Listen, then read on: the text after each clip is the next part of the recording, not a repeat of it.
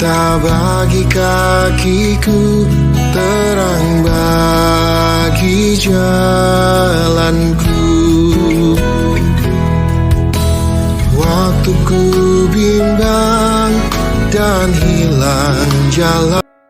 Shalom Bapak Ibu Saudara yang terkasih, senang sekali pagi hari ini saya boleh kembali bertemu dengan Bapak Ibu Saudara terkasih dalam renungan pagi kita, Pelita Kehidupan. Biarlah tiap-tiap hari kita boleh semakin menikmati kedekatan kita dengan Tuhan. Kita menikmati betapa baiknya Tuhan dalam kehidupan kita. Bapak Ibu Saudara yang terkasih, ketika kita mengingat semua kebaikan Tuhan, maka kita merasakan hari-hari hidup kita menjadi hari yang penuh dengan sukacita. Sebelum kita merenungkan firman Tuhan, mari kita berdoa. Bapa yang baik, hati kami bersyukur kepadamu Bapa. Terima kasih buat setiap pertolongan Tuhan dalam hidup kami. Terima kasih penyertaan-Mu yang sempurna dalam hidup kami. Bapa yang baik, kami mau terus melihat setiap kebaikan Tuhan dalam hidup kami.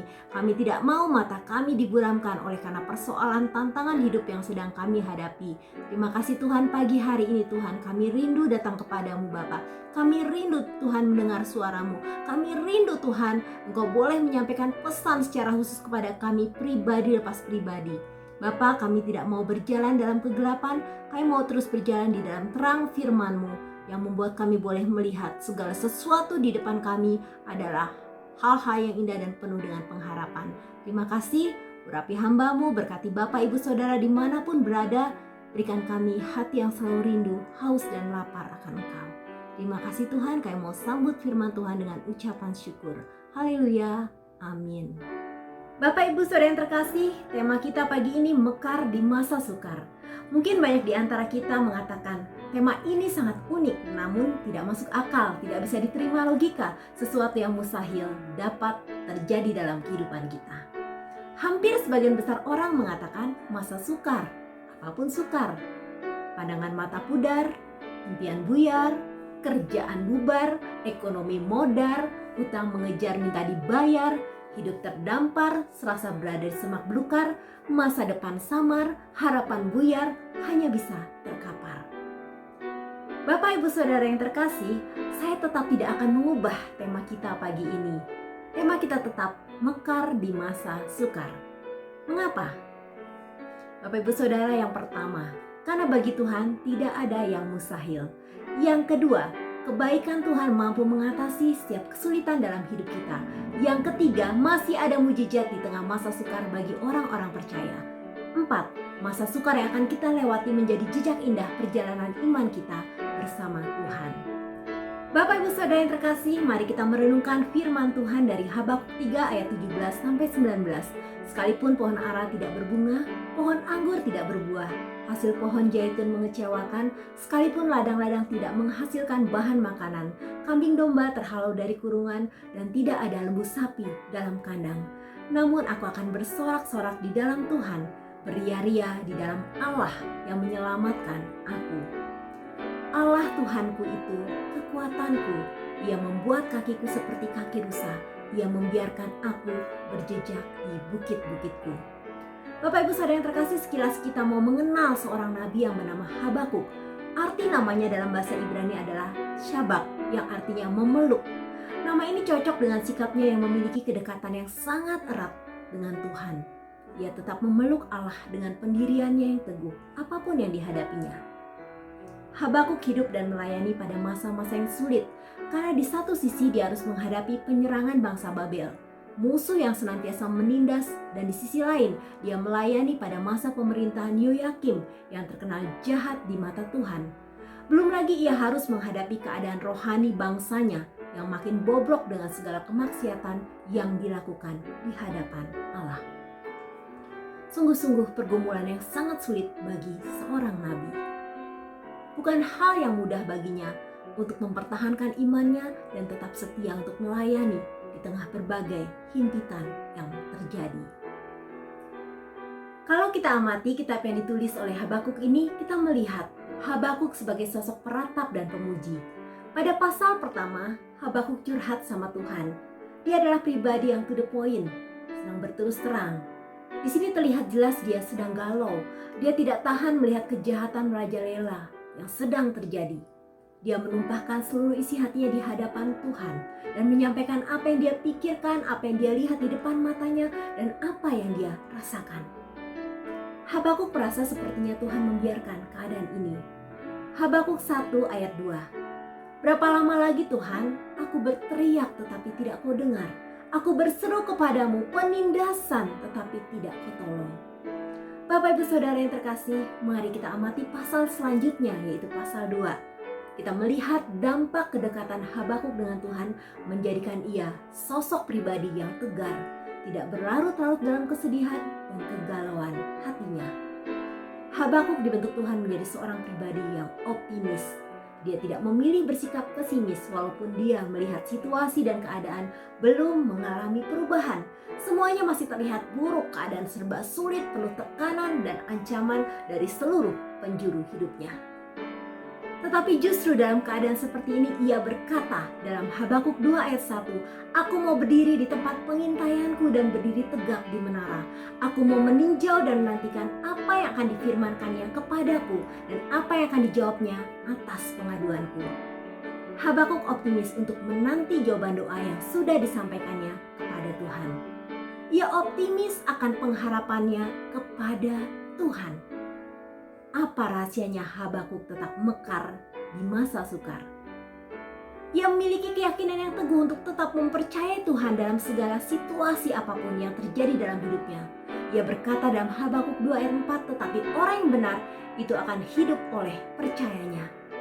Bapak Ibu Saudara yang terkasih, seringkali kita menjadi hambar di masa sukar karena kita gak percaya Tuhan akan menolong kita dalam keadaan genting.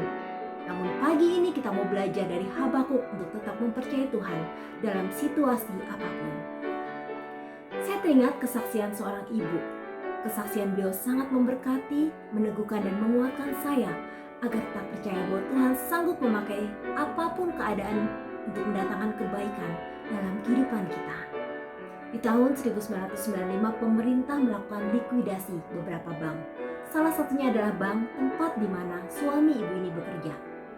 Berita yang tiba-tiba ini tentu membuat para karyawannya shock dan tidak siap karena mereka harus kehilangan pekerjaan yang menjadi mata pencaharian mereka untuk memenuhi kebutuhan hidup keluarga. Hal berat pun dirasakan oleh ibu ini dan bapak. Walaupun di sisi lain mereka tetap mengucap syukur dan melihat berkat Tuhan. Dari sisi yang lain, yaitu ibu ini masih bekerja. Ketika itu bapak mengumpulkan teman-temannya, mengajak tenang dan memberikan motivasi untuk percaya bahwa hidup ini dari Tuhan, bukan dari bos tempat mereka bekerja. Saya masih ingat betul waktu ibu ini menceritakan kepada kami saat dimana dinyatakan bank tersebut resmi ditutup. Mereka berkumpul sekeluarga, berdoa dan menangis di hadapan Tuhan. Secara manusia memang berat karena ketiga anak mereka masih sekolah. Artinya perjalanan sebagai orang tua masih panjang untuk menuntaskan tanggung jawab dalam membiayai kebutuhan anak-anak. Bapak Ibu Saudara yang terkasih, Tuhan Yesus baik dan sangat baik. Ternyata pergumulan ini bukan menjadi akhir dari segalanya. Pergumulan ini tidak membuat keluarga ini semakin terpuruk seperti yang pernah Bapak ini sampaikan kepada rekan-rekan kerjanya. Hidup ini dari Tuhan. Tuhan buktikan kesetiaannya untuk keluarga ini. Tuhan mengangkat semakin lebih tinggi lagi. Yang semula Bapak ini bekerja pada orang lain, tetapi justru lewat masa sulit yang terjadi tanpa mereka duga dan tanpa mereka harapkan, namun Tuhan justru ubahkan keadaan menjadi baik. Tuhan persiapkan beliau menjadi pengusaha dan bisa mempekerjakan masyarakat di sekitar rumahnya yang memang sangat membutuhkan pekerjaan. Suatu hari Bapak ini dipertemukan dengan nasabah yang banyak mengambil kredit taksi di bank tersebut. Setelah berbincang-bincang ternyata beliau tidak usaha taksi lagi, namun agrobisnis kentang dieng. Bapak ini ditawarkan untuk join usaha, bertepatan nasabah ini bermasalah dengan partner bisnisnya. Beliau diajak untuk ikut ke Dieng melihat perkebunan di sana dan diajarkan tentang bisnis kentang. Mulailah muncul ketertarikan untuk mulai usaha tersebut. Rintisan usaha ini memberikan kesibukan buat bapak dan juga anak-anak, terutama pada saat itu bisnis ini sedang booming sampai kentang diekspor besar-besaran ke Singapura. Usaha ini juga dapat membantu teman sekolah beliau di Semarang yang datang ke rumah untuk minta kerjaan di agrobisnis ini dan menerimanya sebagai karyawan. yang paling berharga dan luar biasa adalah teman beliau akhirnya mengambil keputusan untuk percaya kepada Tuhan Yesus di dalam kehidupannya. Bapak Ibu Saudara, usaha ini diberkati Tuhan. Kentang Monticello terkenal dengan kualitas yang sangat baik. Puji Tuhan, kentang ini pun masuk beberapa supermarket di Jakarta, Carrefour, Giant, Alfamidi, dan beberapa supermarket lainnya. Sekarang usaha ini diberikan kepada anak sulungnya sebagai tongkat estafet untuk melanjutkan bisnis yang Tuhan percayakan kepada keluarga mereka. Mekar di masa sukar, ini bukanlah hal yang impossible bagi orang percaya dan mengasihi Tuhan. Bagi kita yang masih harus melewati padang gurun persoalan, jangan letih, jangan lesu karena Tuhan juga bisa membuat kita mekar di masa sukar. Sering kita menjadi layu di masa sukar karena yang pertama, kita pesimis. Akibatnya kita kehilangan semangat untuk terus berjalan maju agar kita bisa segera melewati padang gersang di kehidupan kita. Hal yang kedua, kita selalu mengeluh. Bapak Ibu Saudara, seringkali kita tidak menyadari kalau justru keluhan-keluhan kita itu memberikan dampak yang negatif bagi pikiran, emosi, perasaan, kesehatan, bahkan relasi kita dengan Tuhan dan orang lain. Hal yang ketiga, kita menyerah. Bapak Ibu Saudara, ini sangat fatal karena kita merasa nasi sudah menjadi bubur. Akibatnya kita nggak mau berjuang untuk bisa menang mengatasi keadaan. Sikap menyerah ini sebagai bentuk komplain terhadap Tuhan karena merasa Tuhan pun tidak akan sanggup mengubah keadaan menjadi lebih baik. Seorang yang menyerah adalah seorang pengecut yang kalah sebelum berperang. Tuhan tidak menginginkan kita menyerah, tetapi Tuhan mau kita berserah kepada Tuhan atas apapun yang kita alami dalam hidup kita. Bapak Ibu Saudara yang terkasih, mari kita melihat pasal penutup dari kitab yang ditulis oleh Nabi Habakuk, yaitu pasal 3. Tuhan menyatakan kemuliaannya dalam kehidupan Habakuk. Ia boleh mengalami kemenangan yang luar biasa, mekar di masa sukar. Habakuk dapat memandang setiap masalah, persoalan, pergumulan, tantangan, apapun kesulitannya dari perspektif Tuhan, bukan dari analisa atau logikanya pribadi. Hal yang luar biasa dia katakan dalam Habakuk 3 ayat 17, sekalipun pohon ara tidak berbunga, pohon anggur tidak berbuah, hasil pohon zaitun mengecewakan, sekalipun ladang-ladang tidak menghasilkan bahan makanan, kambing domba terhalau dari kurungan dan tidak ada lembu sapi dalam kandang. Dari ayat ini, kata apakah yang sangat menarik dan menjadi fokus perhatian Bapak Ibu Saudara? Saya fokus pada kata sekalipun. Wah, luar biasa, Habakuk hatinya percaya penuh pada Tuhan. Sekalipun hidup dalam tekanan dan tantangan, sekalipun kenyataan hidup tidak seindah harapannya, sekalipun pohon ara tidak berbunga, sekalipun pohon anggur tidak berbuah, sekalipun hasil pohon zaitun mengecewakan, sekalipun ladang-ladang tidak menghasilkan, sekalipun ada 1001 alasan untuk kita mengeluh atas persoalan hidup yang sedang kita alami. Tapi Habakuk punya 1001 alasan untuk bersuka cita. Habakuk 3 ayat 18, namun aku akan bersorak-sorak di dalam Tuhan, beria-ria dalam Allah yang menyelamatkan aku. Habakuk tidak membiarkan kegairahan, semangat, sukacita, kebahagiaan dalam hidupnya terhempas oleh karena masalah hidupnya. Tuhan akan berikan kekuatan buat saya, Bapak Ibu Saudara, di dalam melewati setiap masa di kehidupan kita. Habakuk 3 ayat 19, Allah Tuhanku, itu kekuatanku.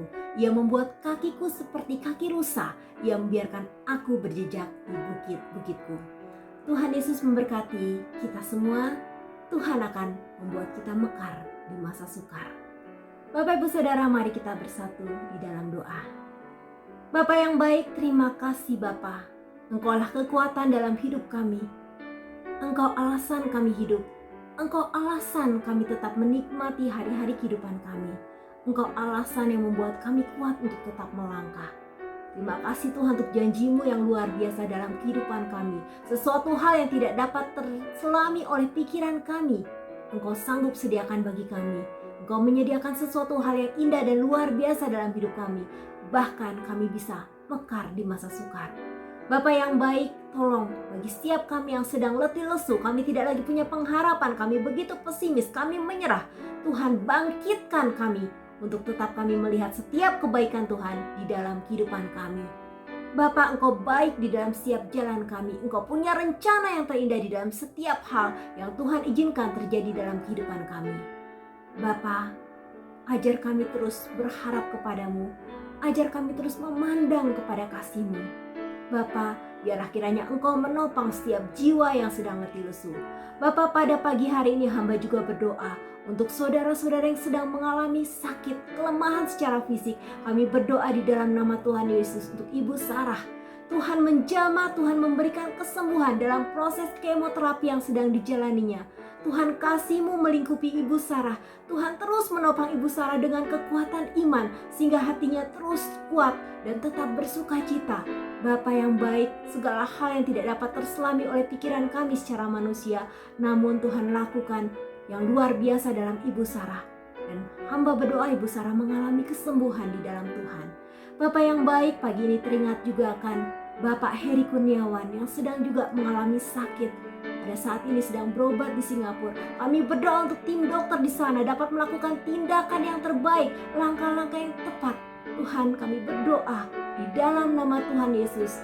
Kanker yang sedang dihadapinya, Tuhan, Engkau melakukan mujizat-Mu untuk memberikan kesembuhan bagi Pak Heri Kurniawan. Kami juga berdoa, Tuhan kuatkan imannya, Tuhan kuatkan iman keluarganya, dan Tuhan terus menopang mereka dengan kekuatan-Mu. Terima kasih Tuhan, kami menyerahkan setiap tantangan dalam hidup kami dalam tangan Tuhan. Kami mau menjalani hari ini dan kami percaya Tuhan yang memberikan kekuatan bagi kaki kami untuk melangkah. Tuhan memberikan kekuatan bagi jiwa kami untuk melihat semua kebaikan Tuhan. Haleluya. Amin.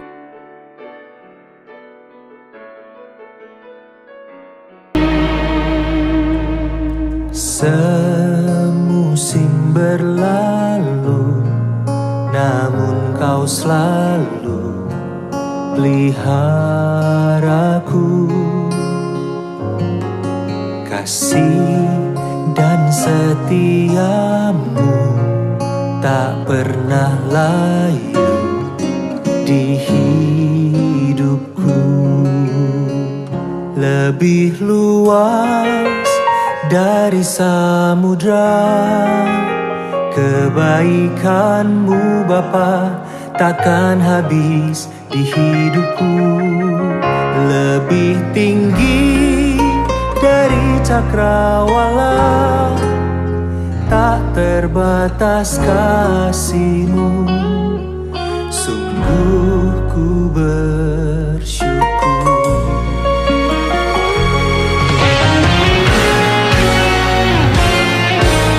Semusim berlalu, namun Kau selalu peliharaku. Kasih dan setiamu tak pernah layu di hidupku. Lebih luas dari samudra, kebaikan-Mu Bapa takkan habis di hidupku. Lebih tinggi dari cakrawala, tak terbatas kasih-Mu. Sungguh ku bersyukur. Sungguh kasih setia Tuhan tidak terbatas. Kuasa-Mu selalu ada dalam hidup kami. Oh, terima kasih Tuhan.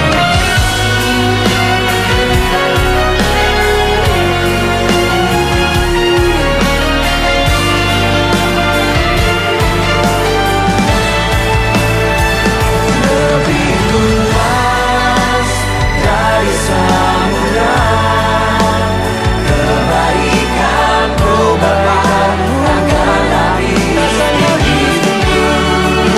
Lebih tinggi dari